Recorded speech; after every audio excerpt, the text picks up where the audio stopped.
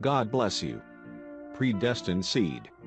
We are cuevadelprofeta.com. This is the bread of life today. Isaiah 8:20. To the law and to the testimony. If they speak not according to this word, it is because there is no light in them. Listen now, the voice of God's prophet for this day. Moses went forward, packing the stick, and we find out the Red Sea opened because a mighty wind followed that fire. The light of God. When man walk in the light, then the winds follow.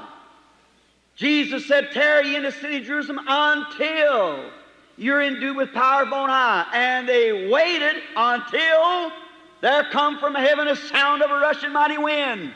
They walked in light till the wind began to blow. Amen.